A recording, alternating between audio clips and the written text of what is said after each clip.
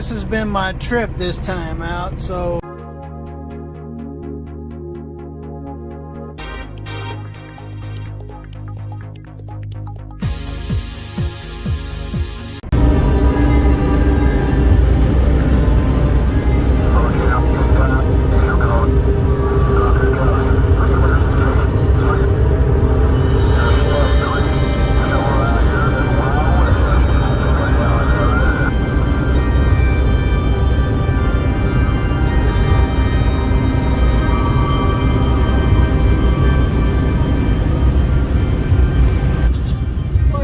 how you guys doing, ladies and gentlemen?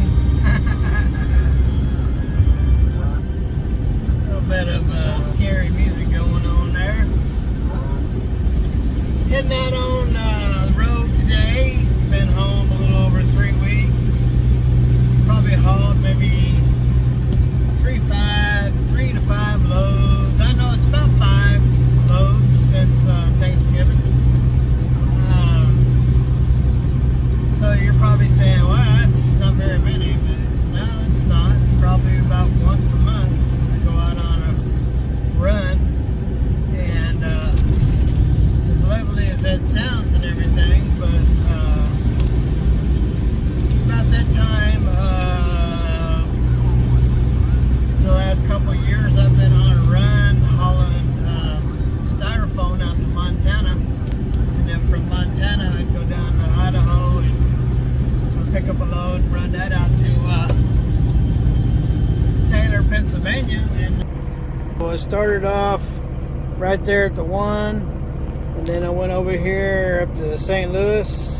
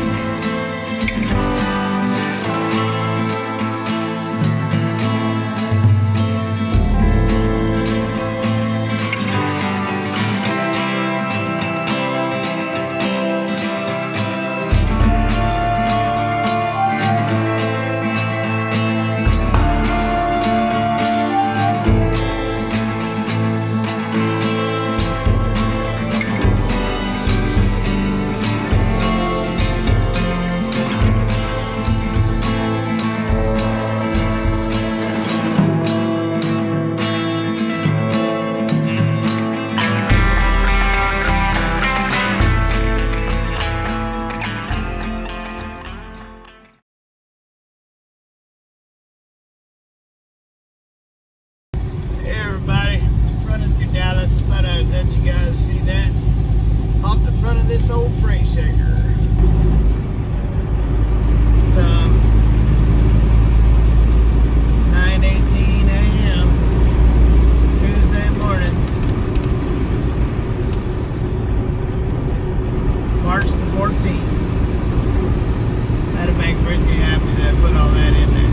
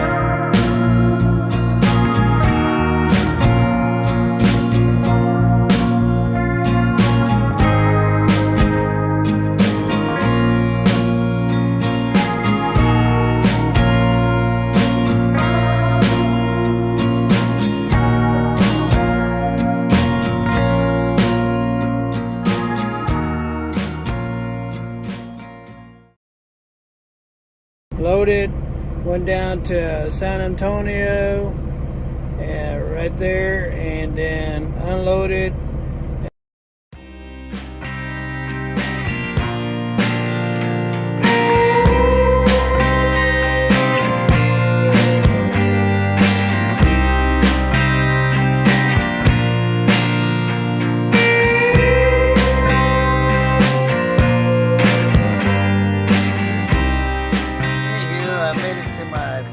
destination, Cornerstone Building Brands in Houston. And they took my trailer and let me see. That's my trailer. And it's getting 13,000 on it. And then they'll give me a call and that's it. This is buildings. That's what that is, buildings, this place. So, yeah. So that's where I'm at, ladies and gentlemen. Well, this is really discouraging. So I come into this place at 12:15, dropped off my trailer, and went back here and sat in the mud hole. And they said they'd call me. And my trailer was loaded like 3 hours ago. All the employees have left. No phone calls, no nothing. So now there's a guard shack up there, and there's one pickup truck up there. And as frustrating as it is, waiting patiently to get called, and I haven't been called, and it's past 5 o'clock. And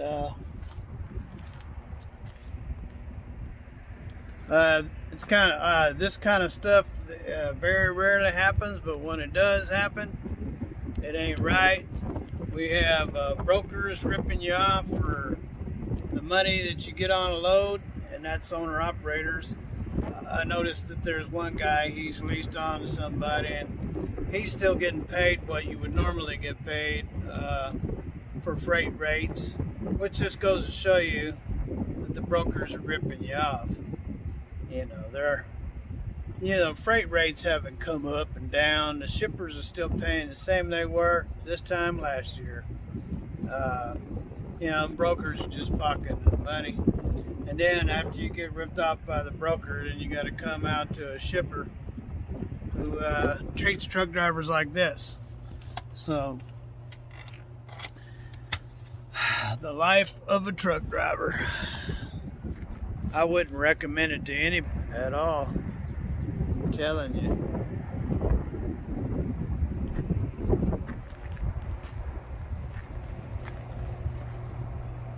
I should have been out of here a long time ago. So I got loaded, or my trailer was loaded at 2:30, and it's now 5:30. And so at 2:30, they said, well, they would call me as soon as they were done, right? So I'm waiting, and they got other trailers, they're loading. And I was like, well, I don't know what their process around here was. And so I waited. Well, everybody done left, so I was like, well, let me go check to see what's going on. So it's 5:30 now. So I walk all the way up to the security gate, and they said, we knocked on his door. He didn't answer his door. We called him and they didn't answer his phone. So they straight up lied to the man. They lied to him. So y'all remember that when you come to Cornerstone, they lie. Hey, ladies and gentlemen. So crazy. This is called Cornerstone Building Brands. And that's my load. So the process here, you come in the security gate, check in, give them your information. Then you drive down there and you go in a door down there, your trailer right there, and you go around back. And they said they'll call you as soon as you're done. So that was 12:30. At 2:30 they were done. They had it loaded, and I watched them. I was sitting there watching.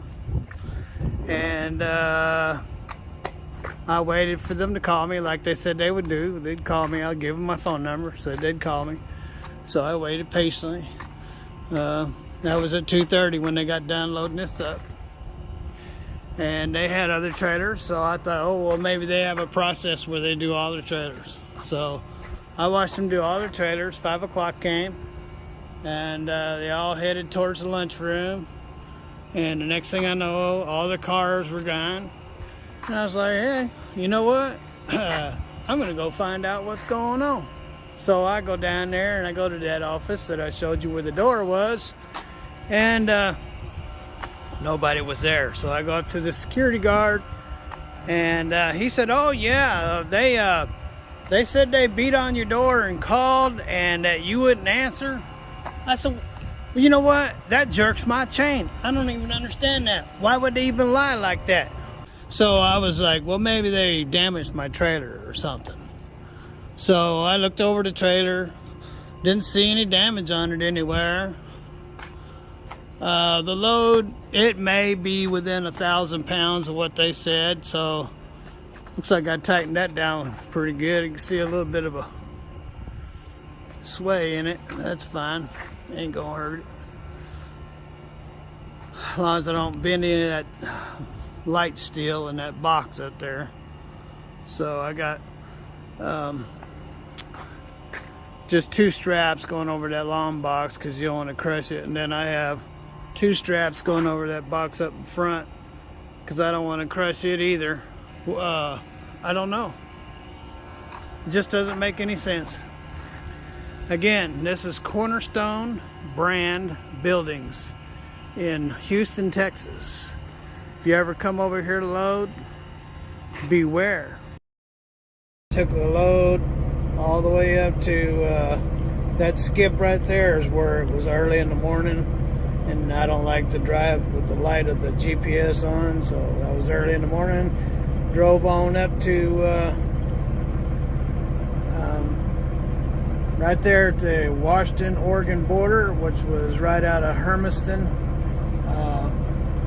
Harrington.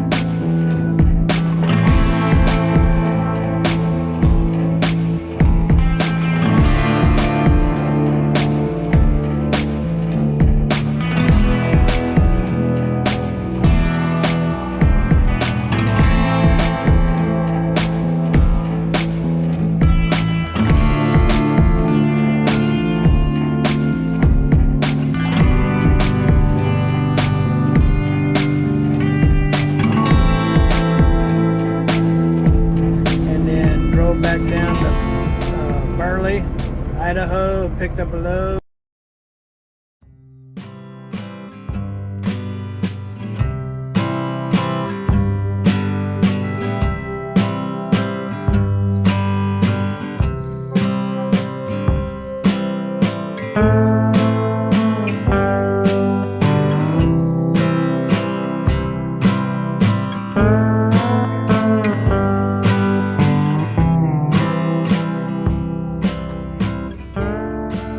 Ladies and gentlemen, so I'm right outside of Burley on Interstate 15. I pulled over on the ramp before you get to the scale, and so this is where I'm at.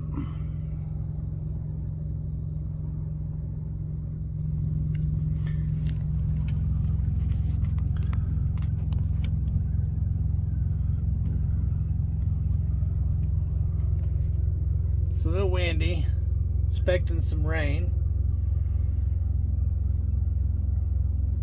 So I'm Ruthie wants me to she wanted me to go live. It takes too long to do it live. Besides, I'm not pretty enough to do a live like Ruthie B, so I'm going to set you there, and there is what I'm going to cook. This is I believe it's a T-bone. It was a ribeye. Let me see what they called it. T-bone steak. So So we're gonna cook us a T-bone steak, and we're gonna cook it the way I usually do the ribeye.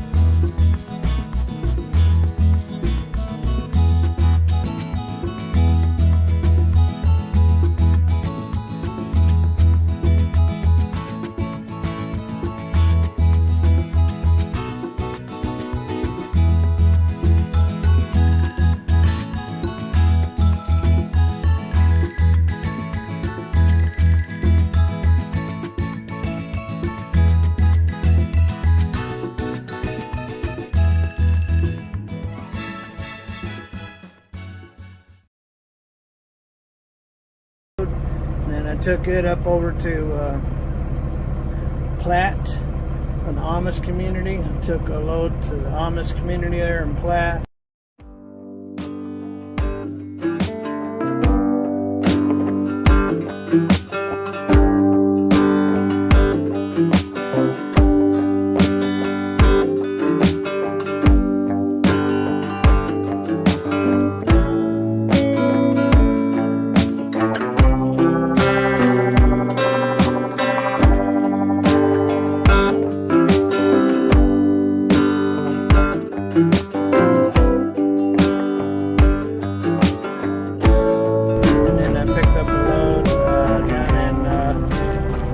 Kansas, Salina, Kansas.